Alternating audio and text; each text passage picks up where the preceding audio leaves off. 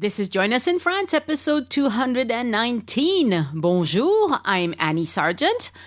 Are you getting ready for a trip to Paris, Provence, Normandy, somewhere else in France? On this podcast, you'll hear conversations about France. I publish 3 types of episodes. Number 1 is trip reports, where I invite listeners who had a trip to France come share the best of their trip and give you inspiration and tips for your own vacation in France. That's what you'll hear today. Number 2, conversations with licensed tour guides. Most of the time, it's my friend Elise, because she can tell us about French history, art, architecture, etc.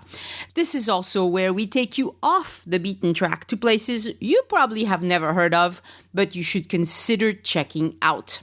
Number 3 is solo shows with me, Annie, to tell you about how to be savvy in France, share my love of French food, life, wine and culture, and take you along on my quest to rediscover my own country. On today's episode, a trip report with Jessica Kosmak from Toronto, Canada, about spending 2 weeks in France with her kids 6 and 9 in October 2018. Jessica and her family spent some time in Paris, then took the fast train down to Montpellier, then on to Provence with a rental car. They had some pool and beach time there, even though it was October, because Canadians are tough. Then the Alps with Annecy and a short stop in Bonn on their way back to Paris. What a trip, eh? Oh, I don't know how to do that, sorry. Jessica has great tips on how to keep the kids engaged in France and how to get around in France without any headaches at all. She's also a professional photographer, which is how I noticed her and asked her to come on the show, because I see a lot of vacation photos and most of them are fine, but hers really stand out.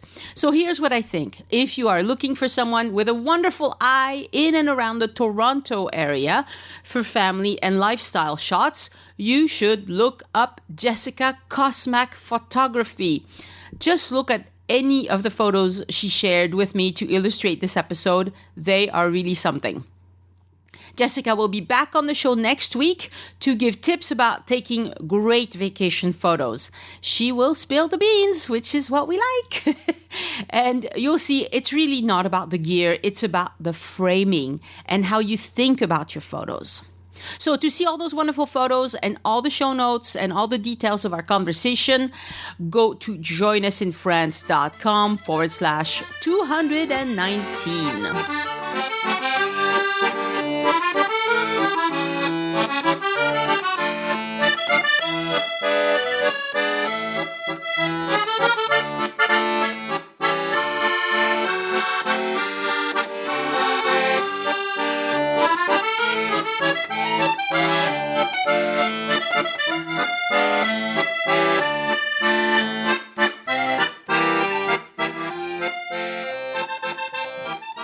Bonjour, Jessica, and welcome to Join Us in France. Bonjour, Annie. Thank you for having me on. It's so nice to talk to you. I noticed you because your photos on Facebook was so different from what people usually post.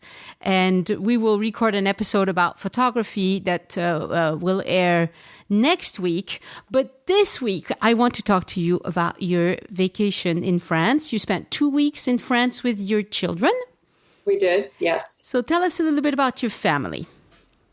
So I have my husband, Mark, and then we have 2 children. My daughter's 9 and my son is 6. And this was not my husband and I's first time to France, but it was the first time for my kids to France and to Europe. Right. And you speak French as well. I do speak French. I was in French immersion school here ever since kindergarten, and I continued on right through till university and lived in France for a year during my studies. So. Oh, yeah. So you're quite fluent. I don't speak it day to day here in Toronto, but I realize now that my kids are also in French immersion that I haven't lost it because I can help them with their homework and it's all coming back. So. That's good. Congratulations. Yeah. That's a common complaint that people say, I used to speak good French and then I lost it. So it's good. It's No, good. it's there. It doesn't. I mean, I think because I took it for 18 years or something like that, it somehow forced itself to stay buried in my brain. That's great. So, Yeah. so since you had been to France a few times before, did it make any difference, like going to France after you started listening to the podcast? Did it? I mean, to people like you who know French, who speak French, I sometimes wonder if the podcast is helpful or not. Is what I'm saying. So that's a great question. It was super helpful, and I discovered the podcast maybe a month before we were going. And so while we had planned out generally where we were going to be going and we booked our accommodation, I hadn't been to France since the year 2000. So it had been a while, and I had never been with my family. And so I particularly found the episodes about, the family trips useful, but I also found things about booking tickets. I mean, if you can, in the year 2000, I didn't travel with a cell phone. I didn't have, there was computers and I had email and stuff like that, but I didn't have a personal computer, and you didn't research trip the same way. Yeah. So I found it very useful. The episodes on safety and, traveling in Paris, it really was helpful for me. Oh, that's good. That's good. I'm glad to hear that. Yeah, because it's true that between 2000 and 2018, your trip was in 2018 or 2017? It was just a few weeks ago. It was in 2018. Oh, very good. Wow. Yeah. Very good. Okay, so tell us, what were your favorite things? What were the things that you recommend to other people? So maybe I'll start. We traveled all over. So I'll start with Paris because we flew in and out of Paris. Uh-huh. We stayed all of our accommodations in every city and town we stayed in were through Airbnb. Mm-hmm. And we travel that way now whenever we travel because it's comfortable for the kids and it's comfortable for us, and we can have our space to spread out. Yeah. And so in Paris, we were in Rue Montorgueil. Yeah, which is a really famous, popular street. It is. In Paris. And it was amazing because it's pedestrian only. And so we were staying in a beautiful apartment that was actually the woman who owned the apartment, when she doesn't rent it out, she lives there. So it really felt like somebody's Parisian flat, which was lovely. Cool. And when you walked out the door, you were right on the street. And so on a busy street, but I could peer out and see from our doorway, 3 different boulangeries and roasting chicken man across the street and cafes just down from us. So it was nice for all of us and the kids especially to just sort of walk out the front door and there you are in Paris life. And there's no cars, except the occasional delivery vehicle and stuff like that. So that was great. And from there, we walked everywhere. So we walked almost every day straight down the street and towards the Seine. And so one of the days that I think my kids loved was we walked down towards the Louvre. And I think we walked down Rue de Louvre, which is very busy and a big street. And we had no intention, I should say this, of going to the museum. Okay. But we wanted to see the pyramids out front, and it was a beautiful sunny day. So we walked down there, played out in front. The kids just ran around. I mean, it wasn't very busy. We were there late September, almost October. And there was definitely tourists, but even we noticed the lineup to get into the museum was short. Right. So we deliberately planned to go this time of year, I should mention, because it's nice to be in Toronto in the summer. We don't get a very long warm period, so it's nice to stay here. And we also didn't really want to travel in the height of hot summer and tourists. So our kids are still young. We can take them out of school for a couple of weeks. So nothing was very busy. And so from the pyramids at the Louvre, we walked all the way, sort of the entire length of the Tuileries Gardens. Mm-hmm. And the leaves were turning color because it was fall. And there were still lots of people out, but you could tell a lot of them were Parisians. Right. And just, relaxing by the ponds or sitting in the chairs.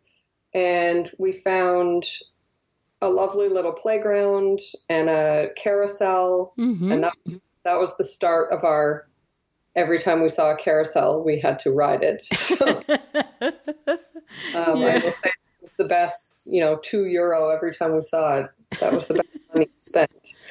So we just played there. I mean, the kids loved it. They loved playing with the other kids, again, because we were there during a not very busy period. It was mostly French people around us. Yeah. And yeah, it was great. We found a little cafe there to have lunch. And so I think that was a real highlight. Because that was a highlight. Yeah, just hanging around the Tuileries garden and walking around and enjoying just everyday Paris ambiance. Yeah. I mean, I think that was the highlight really for the whole trip, was as much as we could just enjoy everyday life, and then intersperse it with fun things for the kids to sort of let off steam and run around. Yeah. And that was perfect. Yeah. I wanted to ask you, going back to your Airbnb, this Airbnb is on Rue Montorgueil, so it's a very famous street. Were the prices comparable to hotels, or was it still a good deal? I think it was a good deal. I mean, I didn't look at hotels, to be honest. So I don't know. I mean, what would you say? Around there, you'd probably pay at least $200 per room. Yeah. So this was comparable. Okay. To that. But it had 2 bedrooms. It had, it was just beautiful. It was, Right. That's good. Had all the old features, but yet, it had laundry and everything if we wanted it. So, Oh, that's cool, because so $200 for the apartment per night. Per night, right? Well, that's still really not bad, because I don't think you'd find a family room for 4 people in that area with a hotel. I think you'd pay at least $350. Yeah, and it was funny because I will say we just stayed one night in a hotel at the very end of our trip before we flew home. And we walked into the room, and my daughter said, after 2 weeks of staying in, beautiful homes, she walked in and she said, "Oh my goodness, I'm so glad we didn't have to do this for the whole trip." See, two beds in one room, and that's about it. So they really appreciated. That's good. Yeah. Anything else you enjoyed in Paris with your kids? So the Ryder Cup golf tournament was on when we were there, and which is, I'm not a huge golf fan, but it seemed to be a pretty big deal. It's the first time it's been in Paris. It was just outside of Paris, I think. Yeah. And Paris itself was really celebrating, and outside of the Hotel de Ville, they had set up a mini golf course. Oh, fun! And also a gigantic, TV screen. So there was a lot of Parisians, and then also some tourists who brought out like lawn chairs and stuff like that to sit out in front of this giant TV screen and watch the golf at 10 o'clock in the morning.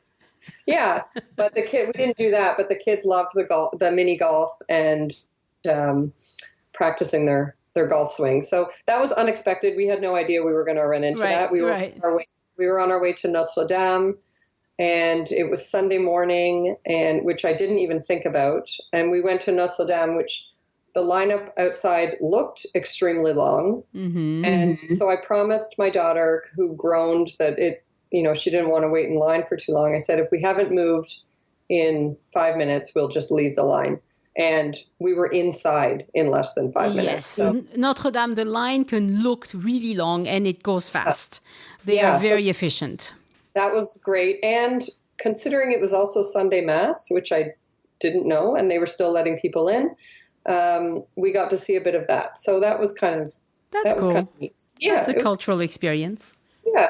Huh, very good. And then one other thing that I had heard about on a few of your podcasts was the Marché des Oiseaux, and that was on that morning. So we went to see that, and the kids held birds, and right. Of course, like many of your listeners have said, they wanted to take some home. Of course. We said no. Yes, all the kids want to take home a bird. Yes. Yeah, it was strange. I can't believe people need to buy that many things for their birds, but it was pretty cool. Yeah, so the Marché aux Oiseaux is very close to the Sainte-Chapelle. It's right by the metro Cité. And when you exit at Cité, you're right there on a Sunday morning. And it's fun. I mean, I'm not a big fan of keeping birds in a cage, but... Neither am I. Yeah. But again, it takes 5 minutes to walk through. It's not... Right. It's not very big. But young children will really enjoy that. And...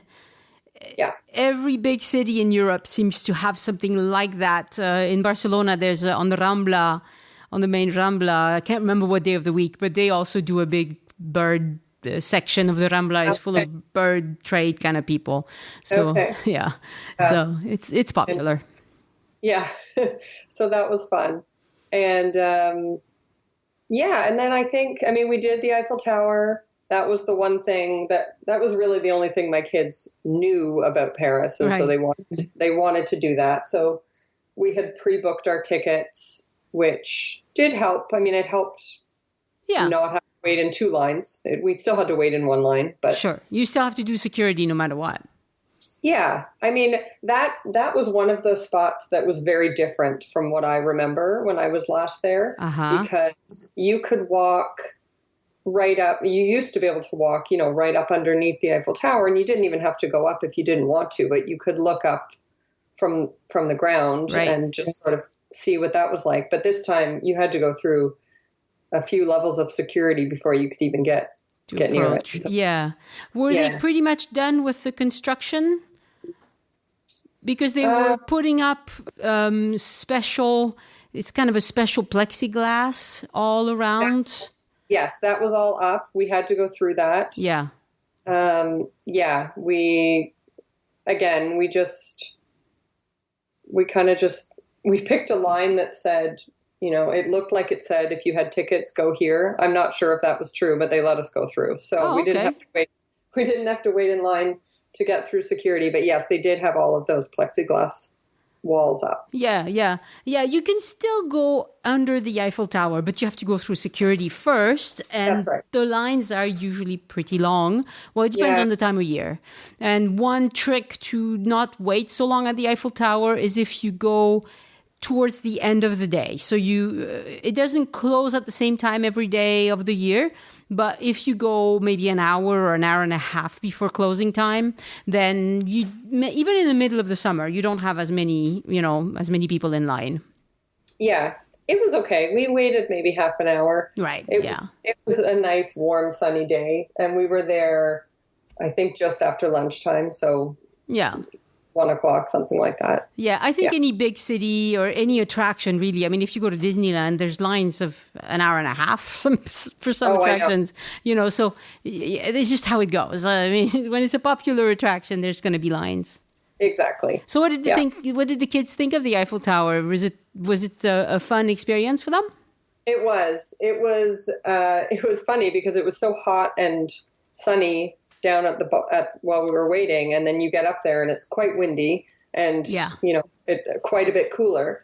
So it was they really liked it. It was a beautiful day, so you could see really far. Mm-hmm. My son, whenever he sees a telescope that you have to put money into, he wants to do that. So I'm not even sure he can see, but he just feels like he has to do that. Yes, so he needs to do that. So we did that, and of course visited the gift shops, because that's also something we always have to do. Uh-huh. But it wasn't too busy. I mean, it was busy, but it wasn't overwhelming. You could always get right out to the edge, and we did not go higher than the second level. And partly that was because when I went to buy our tickets, those advanced tickets were already sold out. But also I had only ever been to the second level, and my memories of it were that it was a spectacular view even from there. Yeah. And the idea of waiting and then getting up and possibly waiting again to get up higher. Right. Just wasn't appealing. No, it wasn't that appealing. And I knew we'd be able to see an amazing view. So actually from the third level, you see a lot less because you're so high. You have to have a very long zoom lens to see anything from up there. That's right. Actually, the photos I took from the second level are amazing because you're high, but you're not too far away. Right. So, they like that. We were actually, and then from the second, so we took the elevator up, but then you can walk down to like a sub level. I don't know if it's to the first level. Yeah. Like the first level. You're right. So we did that. We walked down and there was hardly anybody there. Mm-hmm. And so after we had sort of spent time up on the second level looking at the views, we went down to the first level and, used the washrooms there, which were empty and clean and beautiful. And nice. The kids ran and there's a glass floor, a bit of a glass floor there. So we stood on that.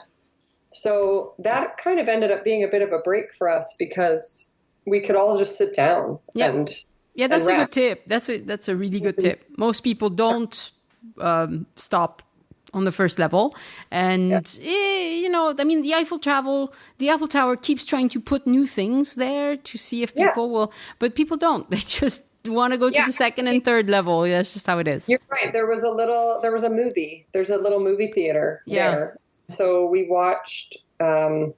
It's just sort of clips of black and white film of when it was first opening, I think. Oh, that's nice. Yeah, it was nice. And again, you get to sit down and just rest yourself. I would recommend it. When you're on the second level, just walk down one level and it probably takes 5 minutes and you're going down anyway. I mean. Yeah. And then you get the experience of being on the stairs if you haven't walked at all, because that is pretty cool to see out through all of the iron ironwork. So that was really fun and different from what I remember, and the kids really liked it. So very good. And then we just loved living in Paris. We spent a lot of time on our street where our Airbnb was because there was so much to see and so much ice cream to try and this is such a good piece of advice: is stay somewhere that's pleasant, that where you won't have to go very far to just enjoy your stay. Exactly. There are people who go to extreme lengths to save a few bucks, and they end up staying in areas that are not interesting or even dangerous at times. Yeah. And I think that's foolish because in Paris, there's so much enjoyment just going down the stairs, or there's a lot of places in Paris where you're just on a pleasant street. You can just enjoy that without going anywhere, really. Yeah, I agree, and that definitely was our goal with this trip: was not to overbook ourselves, and also not to, especially in somewhere like in the places where we were in cities, not to stay anywhere where we couldn't walk to things. Mm-hmm. So. It was great. I mean, we walked from our apartment to the Eiffel Tower. Mm-hmm. And that was sort of because as we kept walking, I kept looking at how long it was going to take. And then at some point I was like, you know what? It's only 20 more minutes. Let's just do it. And then I think we walked after the Eiffel Tower, we walked up the Trocadero. Yeah. And that was very busy, actually. It was kind of, there was some protests and stuff going on up there. Okay. It was fine. It was peaceful, but there was a lot of people, but because the view is so amazing. Yeah. And then from there, we took the metro back to our apartment. But the kids really impressed us with how much they could walk. Yeah, that sounds like they're good walkers. Yeah, but they don't. I would say they complain more when they're here. But if you're out somewhere and there's interesting stuff to look at and fun food to eat and carousels to stop at, all is well. Yeah. So after we were in Paris for 3 days, and then we took the TGV down to Montpellier. Yep. So that's the high-speed train. Yes, it was high speed. However, we had a hour and a half delay at the beginning because someone had been injured on the tracks somewhere. Yep, that happens every time I take the train. There's delays at some point. It's just because it covers a lot of ground, and there might be a dead animal on the tracks. There might be a protest. There might be, who knows? But it seems there's always something. Yeah, I work in public transportation, so I completely understand. And was not they kept us very informed. And so one tip when we were booking our train tickets, which I booked those in advance, was we knew we wanted to take the TGV. And when I looked at the difference between first class and second class, it was a difference of maybe, I'm not kidding, €3 a ticket. Exactly. Yes. Yeah. And so we just went for it and went first class, and it just gave us a bit more space, a bit more, it was quieter, which while you might not think that's a good idea for kids, it made them be a little quieter too. So we just kind of had a really nice, relaxing trip. I wish we had packed more food rather than relying on the food on the train, but that's our own fault. So. Was it not very good? It was fine. I haven't bought any food on a train in a long time. I don't know what it's like. It was fine, but it was not great and really expensive. And some of the things that we wanted, they didn't have. So, because, I don't know, they just hadn't restocked the train probably. Yeah. So, that was okay. But that was we were coming out of Gare de Lyon, and there's a pole in there. Like, there's lots of stuff you can stock up in there. It's maybe not any cheaper, but at least it's a little bit better than what you might get. Yeah, it would probably be a good idea to buy a few snacks or sandwiches or whatever before you get on the train. Yeah, that's what I usually do. Yeah, so I would recommend that next time. But yeah, it's super, once we started moving, it was 3 hours like they said it would be. So yeah, and to me, it's really just relaxing because you're in a train. There's that movement, constant movement. You have a lot more room than you do on a plane. Yes. Honestly, because you could totally fly between Paris and Montpellier, but it would probably take you the same amount of time because by the time... Longer. Yeah. Or longer because you have to arrive early and do security and all of that. With a TGV, there's a little bit of security, but it goes pretty quickly. Yeah, there was, there wasn't a lot. There was one area we had to pass through that was sort of like security, but it was pretty easy. Yeah, and they don't check passports or whatever. They do more of that in Spain. If you board a high-speed train in Spain, they will do more security. But in France, it's still pretty relaxed. Yeah, it was very relaxed. Yeah. And there's Wi-Fi on the train, so we had a lot to do. And it was we were traveling sort of late morning, midday, so. It was, you could see everything. I agree with you. I find it a very relaxing way to travel, even with kids. I think they liked it. My son got a little bit motion sick. I think he was from sitting backwards. So maybe just rotate where you're sitting if that's a problem. Yeah. But very comfortable. And and on the TGV, you can choose your seat You can. There's a lot of granularity in how you choose your seat. And unlike airlines, they don't charge you more for picking a seat or something, Yeah.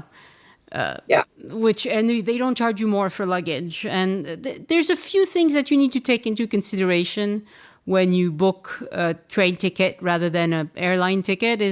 There's not going to be upselling of many things, if anything. So, right. And first class is definitely worth it on a TGV. And the other thing is book your TGV tickets early because prices do go up as you get closer to the date. Yes, we actually started watching the prices several months before, but there's also a limit of how early you can buy it. Right, you can't, you shouldn't buy, I think it's 90 days. It might just be 60 days. I think it's 90. But okay. Yeah. Yeah, don't try to book a year early. That's silly. But when the tickets become available, don't wait too long. That's right. Yeah, and our train was, I would say it was pretty full. So yeah. So that was fun. And I mean, to your point about we could have flown down to Montpellier. It's true. But that early part of our trip, we didn't have a car, and the airport in Montpellier is, quite outside the city. So this was a way of getting us from, central Paris to central Montpellier super quick. Although the TGV trains in Montpellier don't stop right in the city, do they? They have a separate train station, don't they? No, this one was the main train station that we went. Yeah. Okay. Yeah. Maybe I misunderstood. I have never done this myself. I thought that the TGV in Montpellier stopped at a different train station than the main one. I know there is a different train station, but I've never been to it. And no, this is the same. I mean, this is the same TGV I took when I was a student, which was kind of cool. Very good. So the reason we chose Montpellier, just as a side note, is because I lived there for a year back when I was in university. So I went to school at a university here in Ontario, but did a full year exchange in Montpellier, and went to the university there, rented an apartment, just lived like a local student. And there's a lot of students in Montpellier. Oh yeah. Yeah. So I had not been back since I got on a plane to head home when I was 20 years old or something like that. So it was very surreal experience in a way to be back, and to be back with, an entire family in tow. Right. But we got off at the station, and my sense of navigation kicked in, and I knew exactly where we had to go because we were staying right in the Place de la Comédie. Oh, again, right in the center. You picked some good places to stay. We did. My husband actually found this Airbnb, and it was amazing. And I can share, if you want me to share the... Yeah, it would be nice to share the links to the exact properties where you stayed, because I'm sure some people will want to see that. Yeah, so this place was amazing. It was right on the... overlooked the Place de la Comédie. You could see all of it from the several balcony windows that were in it. And so we could easily walk from the train station, and the train station has been really nicely renovated. I don't know how recently, but it's quite beautiful now. Mm-hmm. That's not my recollection of it. Yeah, there are plenty of train stations in France that are not very nice. No, this one's beautiful. It's got big soaring ceiling with lots of light now. So nice. So that was, and it's an easy walk. So we just pulled our suitcases up with us, got into our apartment, and our favorite thing in Montpellier definitely was just exploring the streets. I listened to your episode about Montpellier just recently, and there are, a lot of cultural things you can do, but it's also just such an amazing city to explore. It's just a pleasant city. It's a pleasant city to walk around and just be in, I agree. And I think that if it feels a bit like two cities, and the Place de la Comédie sort of splits it. Like the south side, I'll say south, but from Place de la Comédie down to the train station, it's grungier. Yep. Some, it's just a little grittier, and that's sort of the nature, I guess, of being near train stations Exactly. too. Yep. Yeah. As soon as you get through the Place de la Comédie and then the other side, it's like a different city. Like it's really nice shopping, and the streets are a bit different. It sort of feels like you're going up a hill because they're a lot of very steep, windy, narrow streets and secret courtyards you come across with little cafes. And we spent a lot of time on that side. And up near there's an Arc de Triomphe up there, and right, the old and Roman aqueduct. Right, the aqueduct and the big garden park thing. Yeah, with a statue of Louis XIV and all of that. Yeah. Yeah. So we spent a lot of time, and I wasn't really thinking that what it would feel like, because it was fall, so all the leaves were changing. So everything was beautiful, golden orange, and the leaves were starting to fall off, and yet it was still, quite warm. We were in t-shirts. Good for pictures. It was great for pictures. I'll put your pictures. It'll be all your pictures in the show notes. Yes, I will share a whole bunch. So we just did a lot of that, and we did things, as you do. You sometimes go to things because you need to see if they have a washroom you can use. Yeah. So, especially with the kids. So we were walking towards that park, Peru, and walked past the courthouse. And I just, we ducked in to see if we could use their washroom. And it turns out you could have a look around. You couldn't go in because there was actually court was in session. So you couldn't go into the chambers, but it's this beautiful, very imposing building. The courthouse, I haven't been to it. I mean, there's not a ton to see, but they had a very nice, clean bathroom we could use, and it was quite a nice building, and just the steps leading up to it are stunning. So, we ducked into places like that quite often, and were surprised, because that definitely wasn't on our list of things to do, and I had never done it before. Right. Yeah, so... Well, but since you lived there, you felt free to go into something and just look at it, Exactly. And I just wanted to, I went back and found my old apartment. Yeah. And which was on the grungier side of town. But it was still there, and it was just really, really, it was a great feeling to be back, and fun. Again, it's very pedestrian friendly. You don't really see any cars. And so it's fun for all of us to just walk down streets and not have to be worried that cars are coming up behind you, or you have to stick to the sidewalks, because there aren't really any sidewalks. You just walk. Right. And if you have good weather, it's so pleasant. So pleasant. And we found, as we did everywhere, we found the playground, which was very near our apartment. And they had a giant old carousel right out front of the Montpellier. So we were there every day. Yeah. Yeah, it's a pretty one. It's a very pretty one. How many days did you spend in Montpellier? We were there for 3 nights and 4-ish days. Yeah. And you didn't make it to the beach? We didn't make it to the beach. Yep. Because we knew we had beach days coming up later. And that's a good reason. Yeah. It was, so we kind of just lived there. And one of the things we did was, because I take a lot, I'm the photographer in the family, but I don't get to be in very many pictures, we actually hired a photographer who met us in Montpellier, and we did a photo session for our family there. That's cool. It was very cool. And it was, I wanted it to be, I didn't really care where it was on our trip, but I'm really glad it ended up being there, because it's such a special city to me. Exactly. You have memories there. So yeah.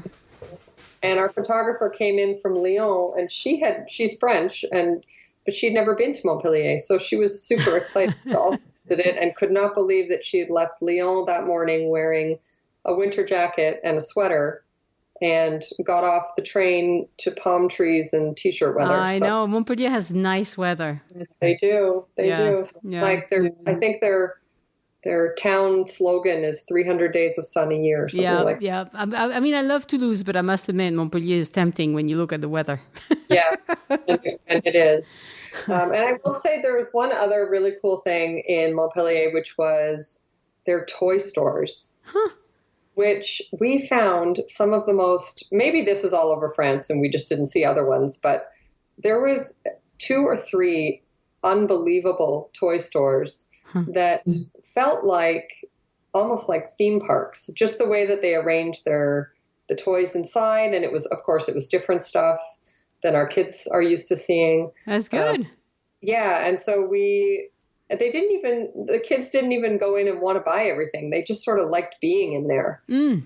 And so I can share the names of those because they were, one just felt like you kept going into different rooms and they were all themed. Like one room was all space and it was very cool. That's nice. Yeah, it's very nice because you listed one called the Pomme de Renette et Pomme d'Api. Yes, yeah. Do you know what that is? Do you know what the reference is?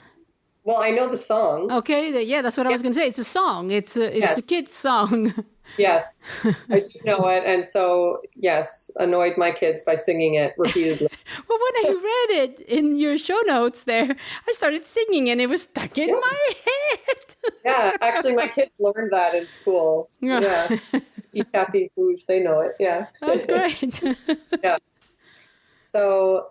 So that was fun. Again, it's just, my kids like just wandering. And as long as we take enough breaks and you're not just wandering aimlessly, then Freetown is fun. So, yeah.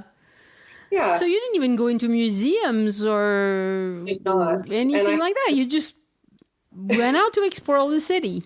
We did. There was a few things that I wished we had done, but we just didn't have time, and that's fine. Mm-hmm. I wanted to go to what's the garden? The Jardin des Plantes, is that it? Yeah. Yeah. And just because I had been there before when I lived there, and I really liked it, and the weeks ran out of time. It was not time. And I think if the kids weren't with us, I would really like to go to the what's the art museum? Oh, I don't remember the name of it, but it's on the Place de la Comédie. It's it's the major museum. I can't remember the name. Yeah. Anyway, that I never wanted to go to it until I listened to your episode about it. And at least convinced you. I think I was already home, so I couldn't do anything about it. But you know what? We made a pretty conscious effort on this trip that unless we knew it was going to be something we all wanted to do, we weren't probably going to do museums. Yeah. And with young children, you have to have a plan for museums. So, if you know that there's a piece in there that you want to tell them about before you go and you get them excited about seeing it and then you go in and see it, that's one thing. That's a very good way to handle it. But if you're just going to walk around the museum, oh, look at this and look at that, they're fine with it for maybe an hour and then they're sick of it, I agree. Yeah. And I think that we had such good weather. Right. And so we kind of, in the back of our mind, just said, if it's rainy, then we will maybe look for indoor stuff. Like exactly. But we had maybe a day and a half of rain the entire trip. Wow. So it was nice not to have planned to do indoor things. Right. And then felt bad that we were missing out on beautiful weather. Right. So, yeah. And you also went to the Corum and the Polygone and all of that, which are kind of the neoclassical part of Montpellier, the newer... Yes. The newer part. Yeah, a bit extravagant, grandiose. Yes. Stuff. It is. It's such an interesting city that way. Yeah. Yeah, you were saying that there's it feels like two cities. To me, it feels like three, because that part is also very different. Some people love it, some people hate it. But it's also good for pictures. So it's good for pictures, and I think if you lived there, you don't just want all old or all new. You need some of everything. Yeah. And so I see why it's such an attractive city for people to live in, but also for students, because it does have all of the amenities, and more amenities in some ways than some of the older cities in France, I think. Yeah, and it's not as the lifestyle isn't as rushed as Paris. You know, people who study in Montpellier, well, they're not as stressed, I guess. No, my husband's favorite thing, basically the whole trip, because we would be out during the week, during the day, and he would always look around and say, "Who are these people? Why aren't they working?" Well, yeah, some of them do work, but French people like when we have a nice downtown. Yeah, we just like to go downtown. So I know, if you have a few hours off, you'll go downtown, and most people really like to do that, and lots of people do that just to be there. It's kind of strange. It's a French thing. No, well, and the thing is, if you went to downtown Toronto during the day in the busy part of downtown, it's no different. There's people on all of the in all of the coffee shops and restaurants. Right. So you could say the same thing. It's just, I think you notice it more on vacation. Yeah. So after Montpellier, we picked up a rental car. And that was the start of our driving part of our trip. So we went into Provence, and we did a bunch of things, and I'll just maybe talk about our favorite ones. Yeah. So we rented. And I'll put the rest of what you did. I'll do a guest notes thing. So you listening, if you want to see the details of what else they did, just go to the episode page, and then below you'll see guest notes. It's a blue button. Click on that, and you'll get to see all of the things. Great. So a big highlight, and this was on our way to our first Airbnb, which was in a tiny little village called La Roque-sur-Perne, which was so tiny. There was nothing. There was a war monument and a yellow house, and that was how we were told to find our Airbnb. Like there was no bakery, no nothing. But it was no bakery. It was very remote. It was beautiful. But anyway, on our way there, we stopped and rented kayaks and kayaked under the Pont du Gard. Oh yes. Oh, that's very fun. So wonderful. It's just very peaceful. Again, probably the time of year. We lucked out. The weather was so beautiful, but I think we saw maybe one other canoe on the river that day. Wow. And so because I've been there in the summer, and there are a lot of canoes. Yeah. We saw a few sunbathers, like on the shore.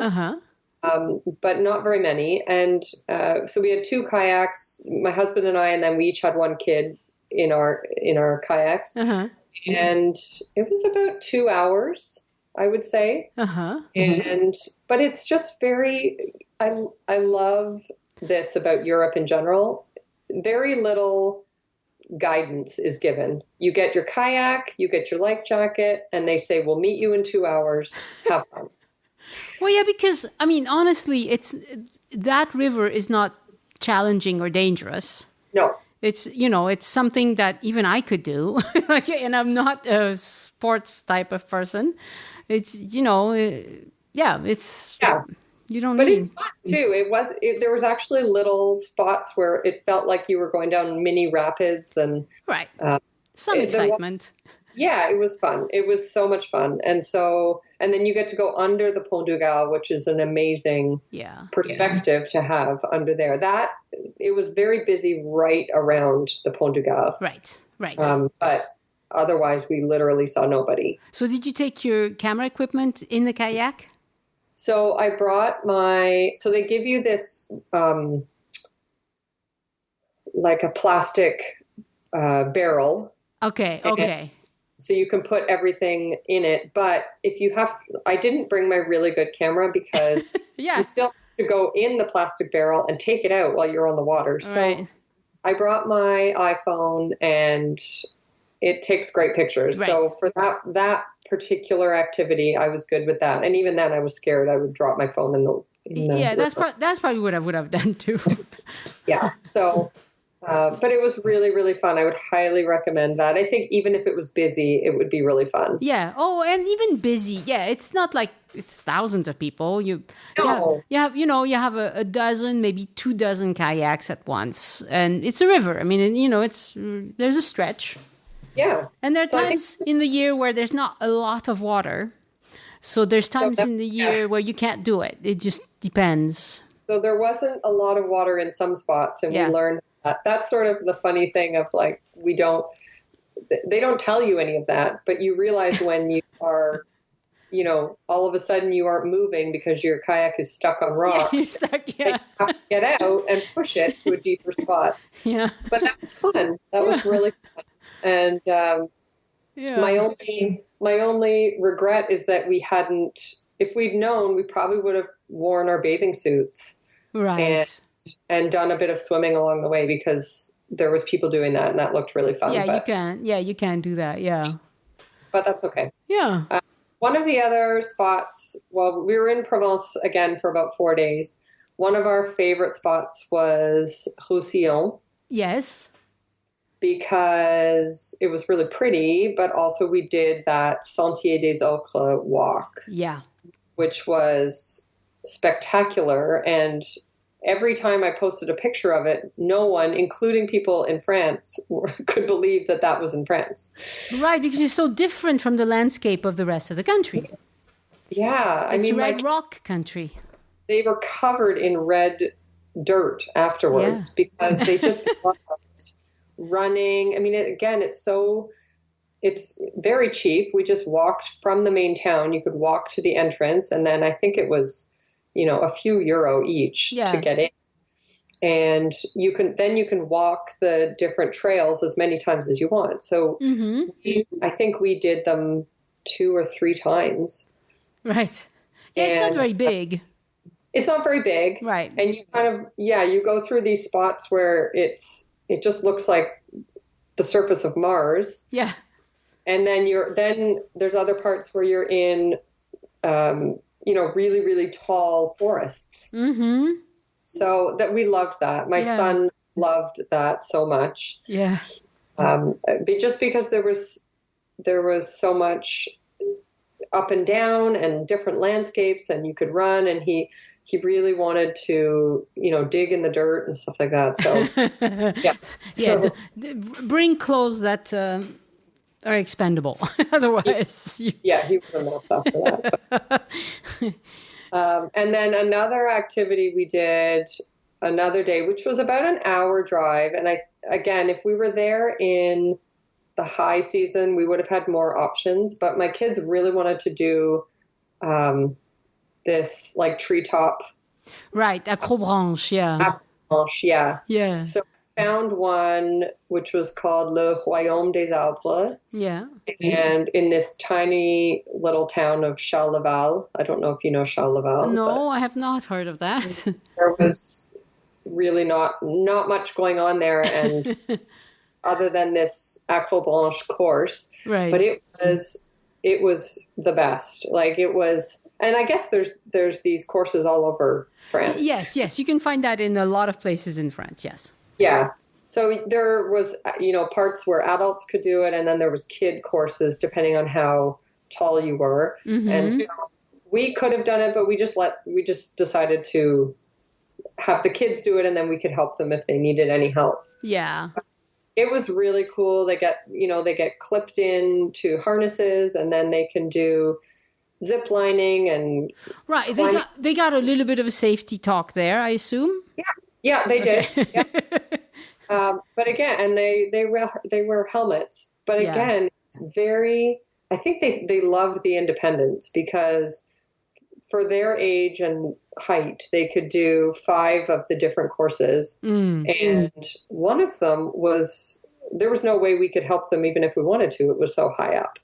Right. But they're all clipped in, and then they get to do these amazing zip lines, and my kids love that kind of stuff. So perfect. And they're the right age too, up until probably, 15, 16, maybe older too. I don't know. There's probably... Yeah, there was one other family that kind of seemed like us, like they were traveling because it was during the week, and so there was nobody there. Yeah. So there was one other family, and their kids were teenagers, and they were doing the more advanced courses. Right. Yeah. So that was fun. And then Royaume des Arbres.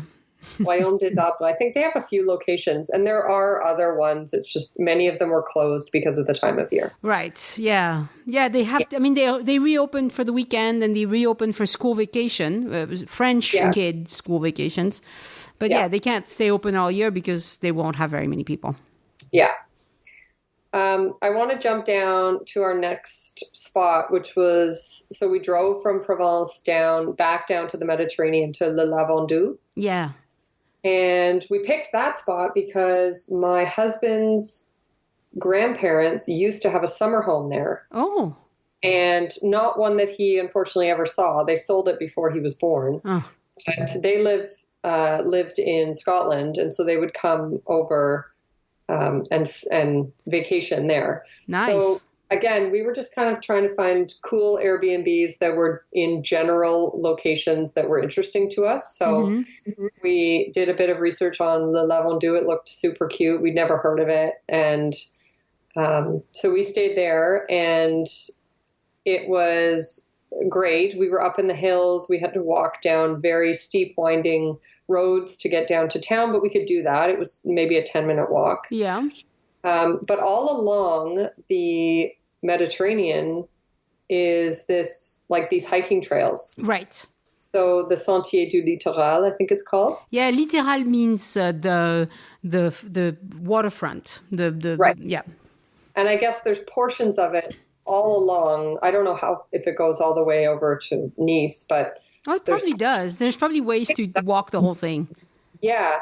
And so there was about a 2-kilometer portion in a little bit.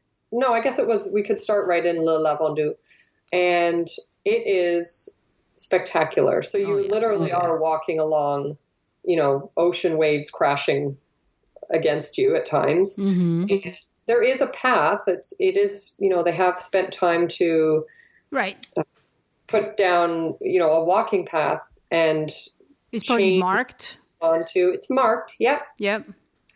And at some points it spits you out and you're on a beach and you have to walk across the beach, and then it picks up again and on the other side of the beach. Yeah. You're walking in front of some people's beautiful summer homes and stuff like that. But that was a real highlight. Yeah. Well, so when I read this, I wondered, did they also have a lot of mountain bikes going through there? None. Okay. No, I don't think this trail, I don't think you could do on a mountain bike. Okay.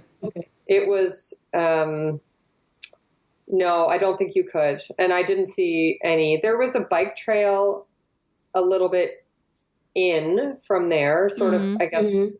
They had a separate bike trail from the road, so it was totally separated. So we saw a lot of cyclists on that. Okay, but they took a different path. They took a different path, which is good.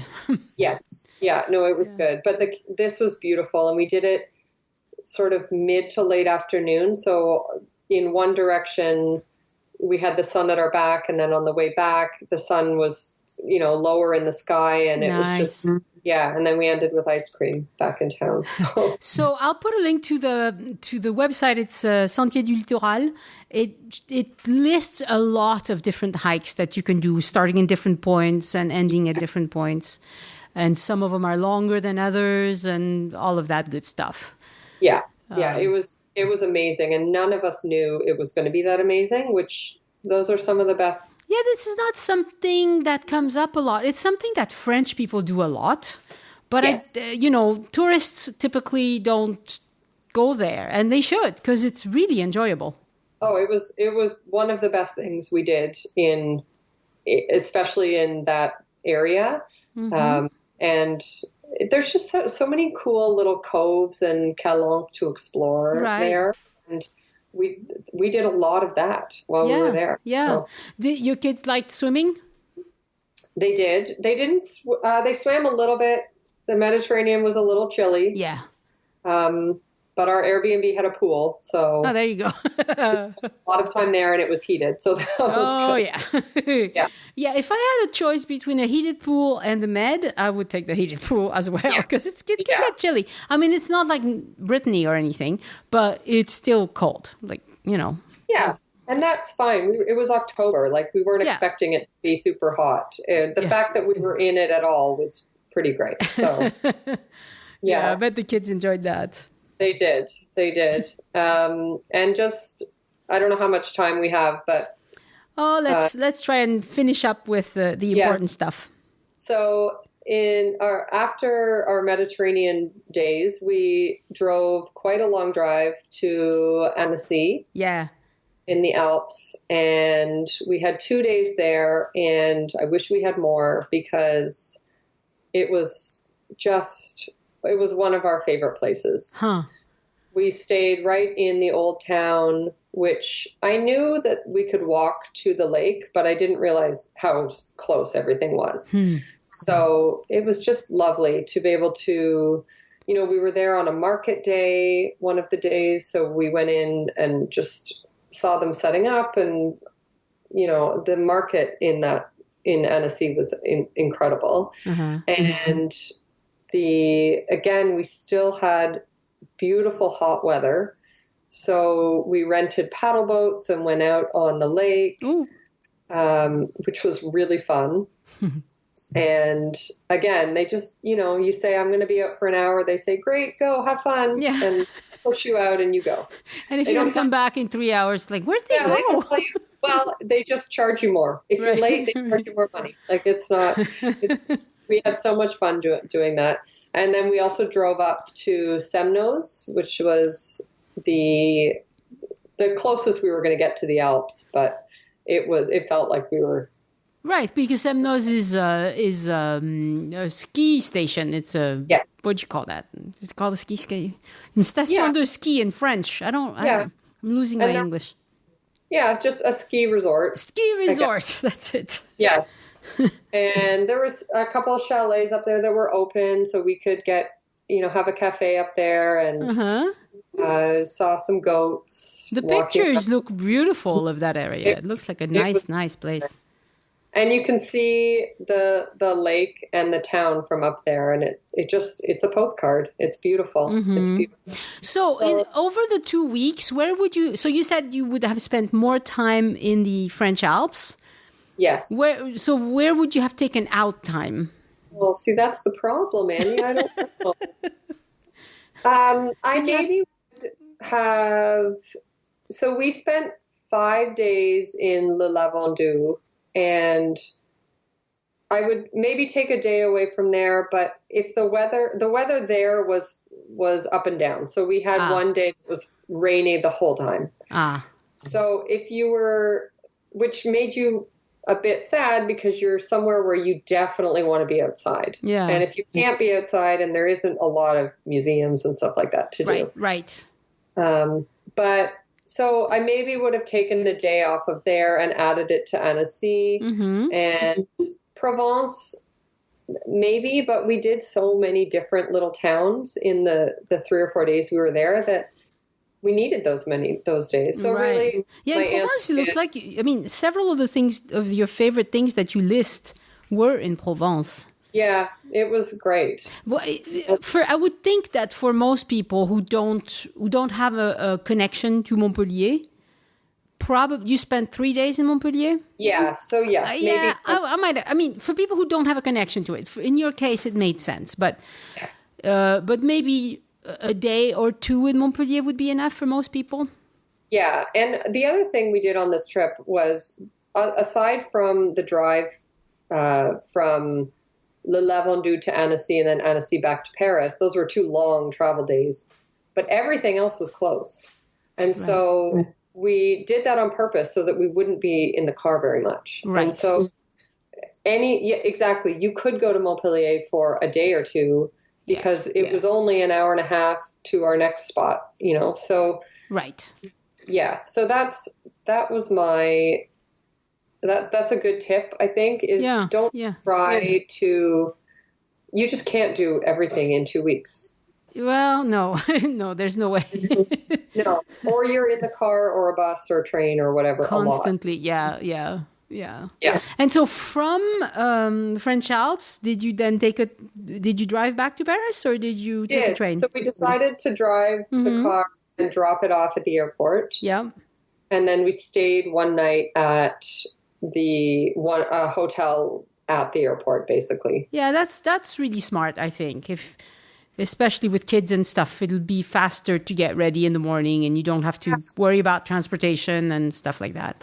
It was maybe a 5-minute walk to the people mover or whatever they call it that takes you right into the airport. So that made our morning. So our flight was at 11 a.m., but it meant nothing had to be rushed. We'd already dropped off the car. I'd already checked in the day before for our flight. So it just was, it was very smooth. And we had a fun night in the hotel. I made sure to book one with a pool so the kids could go swimming. And we just had a fun dinner, reliving our trip at the hotel restaurant. And So what sort of hotel was it? Was it like a Hilton or something like that? One of the big brands? The Mercure. Oh, Le Mercure. Okay. Yeah. It was fine. It was fine. So it was a hotel. It was clean. It was, nice comfy beds and So it's funny because on your way back, you say you stopped in Bonn for lunch and you rode the carousel. Of course, Annie. That's all we did. We rode carousels for 2 weeks. Did the grown-ups also ride the carousels? No, we didn't. But but the kids liked them. Kids wanted all of our tickets all the time. We did stop in Bonn. It was very, very touristy. Yeah. That day. Oh, every day. Bonn is touristy and also kind of, from a French perspective, a little bit haughty. Okay. The way they talk to you is a bit not very friendly, I'd say. You know what? That's so funny. I didn't know that, but I did notice that in some of the places where... That was one of the few places where I would speak in French and they would speak back in English. And I insisted on speaking back in French and finally they relented. Yeah. But, which is good. You need to do that. If you want to speak French, just speak French. Yeah. And I did that. I didn't. Yeah. Most people actually, I got complimented, I'm proud to say, on my French several times on the trip. But I tried and I made sure that the kids, if they had to ask a question, that they asked it in French as well. But I did notice that now that you say that there's a bit of a... But I don't know Bonn very much. I only spent a full day there. So it's a bit of a fast kind of, Yeah. I could be dissuaded, but that's what my first impression was. Yeah. After 2 weeks of really not seeing very many tourists and definitely not many tourist buses, that was the opposite of that. And you went there at the height of wine kind of season, right? So there were probably a lot more people than even in July. I mean, this is just because it's wine country, so there's probably more things going on in September or October. Yeah, I didn't think of that. And then we were going to go. There's that beautiful, that square that they're famous for. The one with the carousel. No, the one that you actually have to pay to go in and see it. It's like an old hospice or something like that. Oh, les Hospices de Bonn. Yes. But I didn't realize you had to pay, and it was a lot of money. And I was really the only one who thought it would be interesting from a photographic perspective. And then when I could see how many people were pouring into it, I said, you know what, forget it. Yeah. It is nice. That is worth it. But you have to make choices. Yeah. And we really were there for lunch and we wanted to get to Paris before it was dinner time. So we said, forget it. There'll be another time. So in general, how would you say people should think about visiting France with their kids? Do you have general advice for how to best do that. I mean, it's funny when we were telling friends and family that we were planning this trip, so many people assumed that we were leaving the kids at home with our parents or something. Yeah. And so there was a lot of people saying, "Oh, wow, you're going to take the kids with you? Do you think, are they going to be able to handle it?" I don't know. I don't know what they were thinking, but it was the best decision to all go as a family. Our kids really don't just assume because they, maybe complain about going on a walk to the grocery store when you're at home.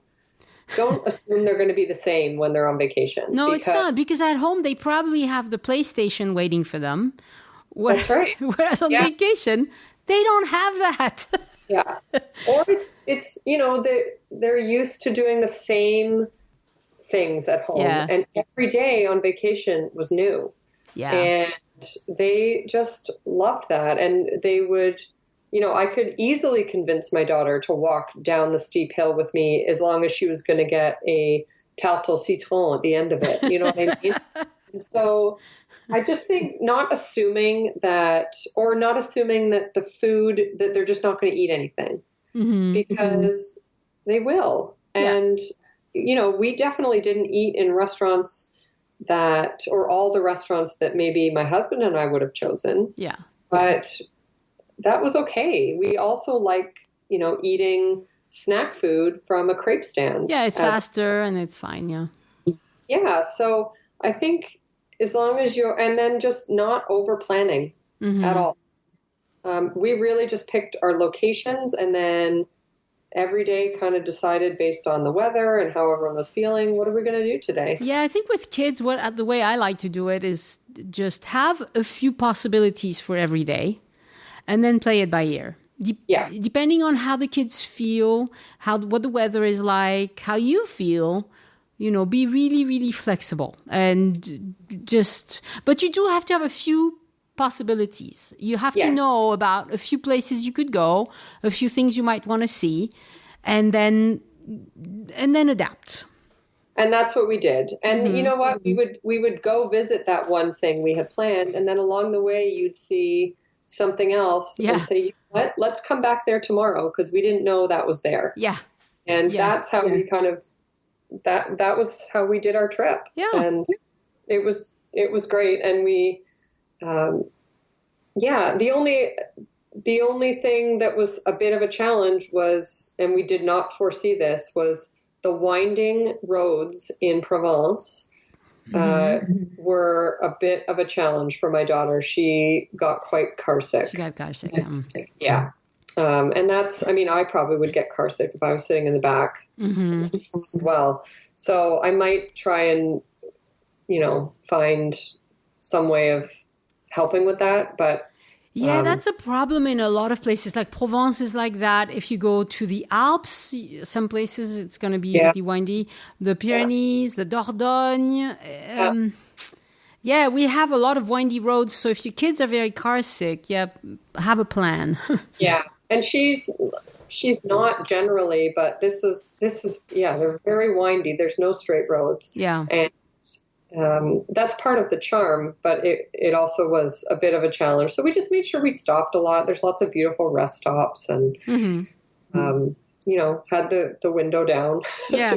Well, even with the people that we had on the tour in the Dordogne, I could tell that sometimes all the driving in the winding roads were not the happiest times some of our people had.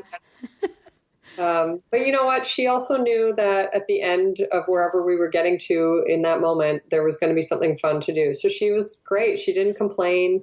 And she just, yeah, was a trooper. So and otherwise, driving in France, did you do the driving or did your husband? My husband did the driving. He likes to drive. And in the end, I'm grateful for that. It was a bit, they ended up accidentally giving us an automatic.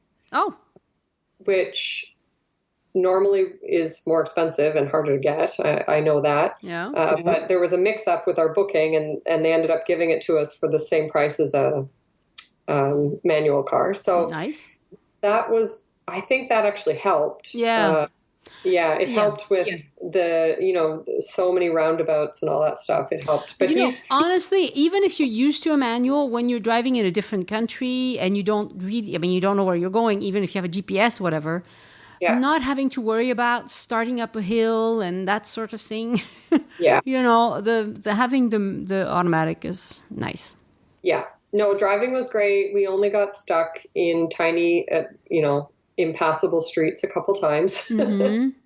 But generally it was fine. You mean they were too narrow? They were too narrow, and the only way to get out was to go backwards. Yeah. So, yeah. But GPS will take you places like that. GPS, we learned that and learned to ignore our GPS lady. Yes, you have to ignore them sometimes. Yeah. So, but generally it was great, and the GPS generally was so helpful. So was it one that was integrated with the car, or did you have data? It was in the car. Yeah. We had bought a phone plan before we went, thinking that we would need to be using Google Maps, and in the end we just used Google Maps for when we were in the city. Yeah. So on foot, we didn't need it in the car. So sometimes the integrated GPS in the car will tell you to do silly things like, get off of this main road and go through this tiny road to to cut off 500 meters to your trip. And so sometimes you have to learn to just stay on the main. If you're about to turn into something that looks really narrow and not good, just keep going. It'll recalculate. That's a good tip, because we started to just ignore her. We called her. She was this British woman. Yeah. We started to ignore her and just follow the road signs, because if we knew we were going to Roussillon, and she's telling us to get off at a sign that's not pointing there, then we just said, you know what, we know there's a sign coming up. We'll just follow the town sign and we'll get there. Yeah, I think that's smart, because otherwise those GPS, they want to be smarter than you, and sometimes they put you in silly situations where you're like, well, this is too narrow. I'm like not comfortable driving here. Yeah. So no, but generally it was the driving was great. Okay. Very good. Yeah. All right. Last words of wisdom. Don't be afraid to travel with your kids. Yeah, I agree. Really, we had the best. I just feel like we made the best memories. And my son asked me when we got home if we can go to France every year. Wow. So if that's not endorsement enough, I don't know. That's high praise from the 6-year-old. That's wonderful. Yes. Yeah, he loved it. That's wonderful. Well, and I'm going to sound like a total old lady here, but you know what? Enjoy your kids while they are little, because one day they will be all grown and be gone. I know. I'm trying. And that's why I said to my husband, we have to do trips like this. Right. From now on, like it's important, and they're not at home. They're not going to be at home forever. So no. There's days when your kids, you're like, oh, I can't stand it anymore. This kid is driving me nuts with whatever, not wanting to put shoes on or whatever, something silly like that. But then in the grand scheme of things, you can make such good memories when you're on vacation. I wouldn't take a 2-year-old, it just depends on the age of the kid and on how mature your kids are as well. I mean, you're the parent. You need to decide when it's the right time to take them and not take them. But there are a lot of kids who you will have a great time with them on vacation in France. I think that's a good point. I don't think we could have done this trip 2 years ago. Right. And so I knew that when we started thinking about it, I knew that I was thinking about it because I knew the kids could do it. Right. And it's true. You do have to know your kids. Yep. And pay attention to that. So it was the perfect time. Jessica, thank you so much. You had some good tips. And like I said, there's more details of things that you saw and that you did that we didn't get to, but I'll put that in the guest notes. So if people want to explore certain areas more and see what else you did there, they'll have that. That's great. Thank you, Annie. I really appreciate you having me on. Thank you very much for coming on the show. I couldn't do it without people like you. Thank you. Merci. Au revoir. Thank you, Anita Summers, Kristen Lindmer, and Geraldine Stevens. I think you say Geraldine Stevens, for pledging to support the show on Patreon this week. And my thanks also to all the other patrons who support the show month after month. Thank you so much for giving back. Would you buy me a coffee if you met me in real life? Well, you can do that by supporting the show on Patreon for as little as $2 per month. Visit patreon.com/join us, Patreon, to see the different reward tiers. And thank you so much for giving back. And I'll be working on some great rewards for patrons next week. So keep your eyes open for that. And thank you, Matt Stewart, for your one-time donation. Matt wrote fabulous podcast full of great tips for our trip to France. Keep up the good work. Thank you, Matt. And thank you also to all the generous listeners who share by coming on the show and help you have a better trip to France. To find all the ways you can support the show and make sure it continues, visit joinusinfrance.com/support. Last week, I mentioned that I would organize excursions in Paris in May through October, but choosing which dates and which excursions is a bit tricky. So I'll be asking for your feedback on Facebook and possibly via the email list this coming week. Please take a moment to respond. That would be super helpful. For my personal update, well, it's cold and wet in France, which, makes sense because it's January. You know what else has cooled off? The Gilets jaunes movement. French President Emmanuel Macron is doing a good job at hearing the grievances being expressed. He is never going to convince everybody, so I suspect we'll see protests on Saturday afternoons for a while yet. But yesterday there were so few protesters in Paris, and they were organized in such a normal protest way, that it's pretty clear that most of the worst violent offenders have been caught and stopped. Toulouse had 10 more protesters than Paris in the streets, actually. There were about 10,000 in Toulouse and only about 1,000 in Paris. That's nothing for a big city like Toulouse or Paris. When this first started, there were almost 200,000 in the streets in Paris. So, to give you a range of size. You can see that things are going in the right direction, but this is France. We love a good protest. It's not going to stop completely. And it's the same with strikes. The spring is coming. Count on strikes. They will start up again. This is how we work. You see, you can never say that I give people an overly romantic vision of France, do I? Of course, it's a wonderful country. Warts and all. Do not forget, warts and all, right? Okay, hey, if you're listening to me right now, you know how to find me and you know how to listen to podcasts. I would be forever grateful if you would tell other people that you know who are going to be visiting France how they can listen to the show. Tell them that they can listen on Pandora, Spotify, Alexa, Google Home, YouTube, anywhere they get their podcasts, and also on the website, joinusinfrance.com. Maybe share an episode with them on Facebook or on Instagram or on Pinterest, whatever social media they enjoy. And of course, all the back episodes of the show are on joinusinfrance.com. That's where the show notes and photos live too. And use the search button, folks. Thank you to all of you who participate in the Facebook group. You share wonderful suggestions and bits of knowledge about France on the group. It's a closed group. You have to ask to join. So search for Join Us in France closed group in the search bar on Facebook. And remember, a few months ago, I was so worried about how to best manage the group so I wouldn't constantly have to justify my choices to people who broke the rules. Well, that problem is solved. I put people who misbehave on moderation, or I ban them altogether. I don't even talk to them. I'm done talking to these people. And problem solved. The peace. It's wonderful. I don't want the group to get too big anyway. I'd rather have a few thousand really good, engaged listeners than millions who are just driving me crazy. So let's keep it small and helpful for everyone. And thank you for your participation. Have a great week of trip planning, and I will talk to you next week.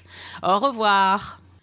The Join Us in France Travel Podcast is written and produced by Annie Sargent and copyright 2019 by Addicted to France. It is released under a Creative Commons Attribution, Non-Commercial, No Derivatives license.